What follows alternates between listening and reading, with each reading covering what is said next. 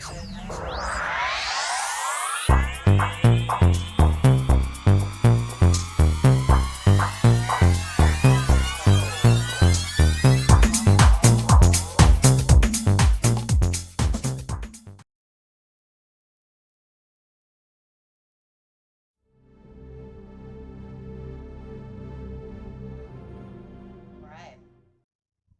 Gemini Cancer, to your July chakra reading. Hope you friends are doing great out there. If your friends like this, please like and subscribe.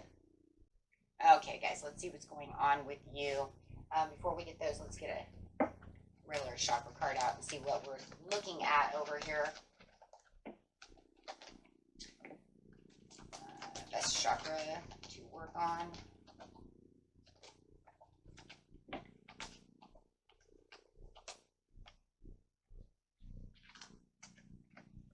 Is going to be third eye chakra. Is talking about using that intuition and, you know, just knowing that things are really seeing clearly, right?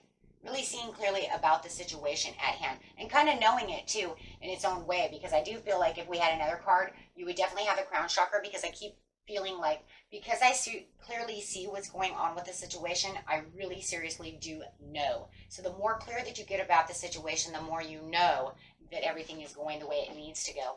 Definitely, you know, talking about that third eye, which is located in the middle of the brow of the eyes. And yeah, see, there you go, the peace. So, and it's really about keeping the peace. There's something that you need to be keeping the peace about, but there's something also that you need to change your focus on. We have the Arcturian light codes, which is evolutionary downloads, recalling power and future thinking. And there's a lot of thinking going on over here about trying to keep the peace within this situation. There is definitely someone around you who is trying to actually cause a lot of havoc. And we can, you know, I just feel this energy is pulling on you. They really want to argue. They really want to, you know, bicker, and you need to change your focus so that you can reorganize the situation and become more productive where you need to become productive for yourself. Right? Chakras are about, how am I going to take care of myself, right? Or how can I even do something for myself to help others? We see this a lot as well. So if you see that someone is, you know, not at peace, right, then you would want to become productive within yourself to try to help someone out, right? So it's not only the humane thing to do, but it's also what the soul wants you to do as well, as we connect, not only with ourselves, but with others. I see myself enjoying absolute continuing abundance. And this is really what it is. An abundance can come in so many things. And right now, underneath this peace, it's talking about the abundance of finding the peace, the happiness, the joy, the living life that I truly want to live, getting back to the roots of places that I want to be, things I want to do, and just maybe the happiness that I once felt without dealing with this, whether it was a month ago, a week ago, a year ago, 5 years ago. However it is, it's rescheduling, reorganizing for your own peace, whether it's, you know, and it could even be the peace of mind. We have a lot of mind over here, and also within the emotions. So it says, I choose absolute and continuing abundance, where I understand that there is no limit to the abundance in the universe. And so by my attracting abundance to myself, I am not limiting another. There is enough for everyone. The key is for each of us to see it and want it, and then we will attract it, right? So that's how you attract abundance. The law of attraction card here, right? Saying this is how we do so, right? But it has to start within yourself, right? So over here we have adjudication. Oh, wow. And distant horizons.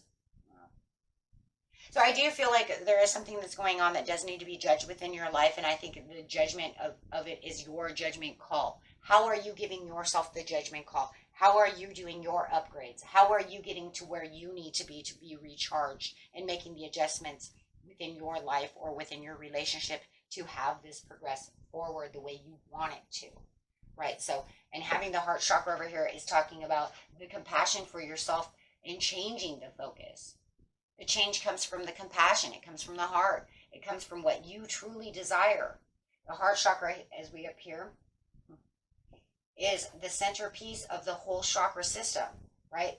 3 above, 3 below. But what really you know, gets these chakras really going, guys, is what comes from the heart, right?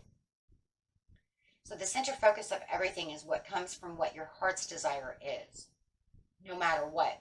That's where we have the passion. That's where we have whatever it is, and then it moves up to the thinking, because it comes through the emotions first before it goes to the mind, right?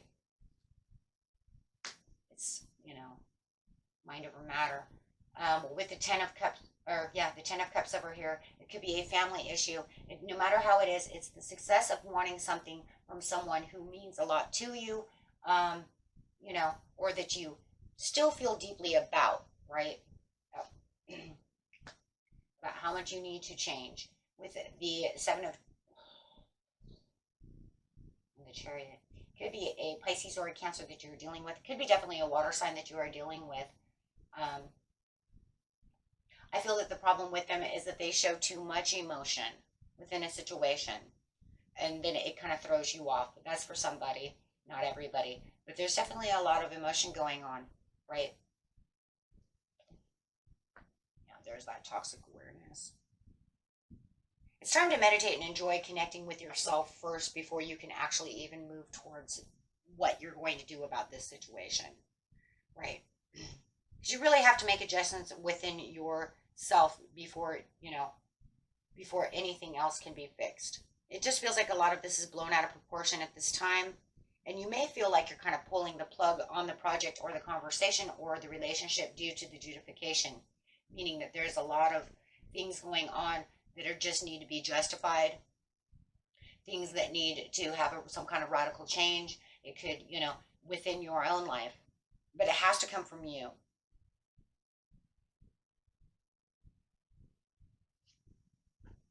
And having the recalling the power is going to be that self power that we see within the solar plexus and within the sacral chakra. Why? Because that's where the inner strength is going to come through. This is where you're going to say, I have the desire, the heart's desire through the sacral chakra to say, this is what I truly desire for myself.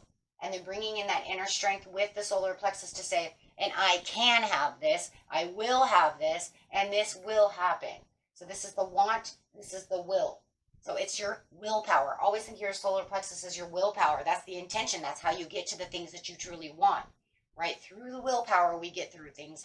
And that's where, you know, how we manifest things with the Two of Wands. So you're definitely going to have to make new decisions about what your distant horizons is. What is on the distant horizon, my friends? What is it that you truly, truly want? Clearly look at it for what it is, and then really reach out and grab it. And if you really want to connect with this person and try to fix the situation, boundaries are going to have to be made in some ways. And it could even be the way that they're confronting you and the way that they're speaking to you. There has to be more gratitude within the situation.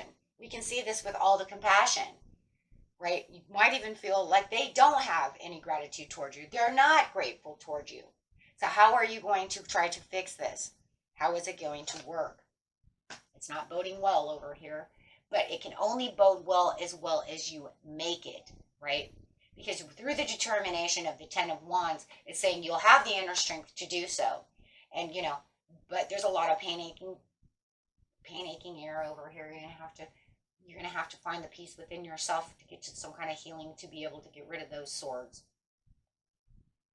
Somebody cheated on somebody as well, so you're going to have to make that decision whether or not you actually want to take this person back because they mean so much to you, or are you just definitely going to let them go for your own sanity and your own, you know, growth and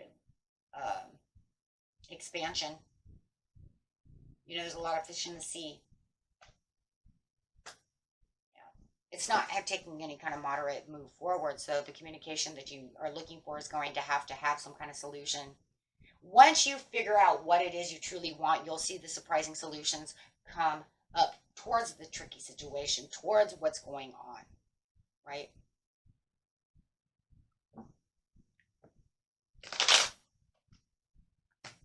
Yeah, we got the guilt. Do not allow them to make you feel guilty. That's for somebody. I'm just telling you right now. If they don't want to give the gratitude and they're ungrateful, my friends, there's nothing you can do about that. Look, there has to be a give and take within the situation. And it feels like with the devil over here, it could be a karmic chain that is now either from the past, whether it's a past life or you've made it within this life, that's holding tight to you. A lot of karmic chains that we have are not past life. They're actually things that we're building now within our, together throughout the months, the weeks, allowing things to flow, allowing people to get away with things as we're learning with each other, right? So, however it is, the more that it becomes toxic, the more the chain builds. So, and it, however it is, right? But they can have a way, it looks like, of making you feel guilty for whatever the consequences are that they're doing, and you just cannot do that. You need to be able to escape the situation so that you have a better perception about the situation to say, you know what, wait a minute, why do I feel bad? You're the one that cheated on me. You're the one that made me feel this way. It's not your fault. What are they going to tell you? I went out and cheated on you because you weren't sexual enough with me? I'm sorry, that was for someone. Wow. And I'm telling you right now, that is not an excuse. That's no excuse. I know, get the popcorn, right? But no, that's no excuse. If they didn't like that, then they should have left. They don't go out and find someone else. Okay, come on. Right? Let's get this real. That is not supportive, and that's not even healthy. So if they're trying to make things into your fault for their bad decisions, it's wrong. Okay? And for everybody else who wasn't dealing with that, if that's not your story, throw that away. However it is, they're bringing up maybe old news, trying to make you feel guilty for something, or maybe you just feel guilty because you can't figure out how to fix the situation. There's no guilt needed. Guilt is a negative energy. We don't need that. We need peace. Peace of mind so that we can see clearly with the intuition. As soon as the negative energy comes in, it closes down the intuition, and then you don't have any. Right? Because then assumptions start coming through. Negative things that bring us down. Then your logical thinking goes crazy, but you're not using your gut feelings and you're not using your intuition because the intuition is stagnant. Because your heart is now all wishy-washy and all over the place. So once you find the compassion for yourself, not them right now, yourself, then you will find that you know that something for yourself has to be. And then that's when you have the brilliant ideas popping in to bring better things to you. Better ideas, better solutions. Okay?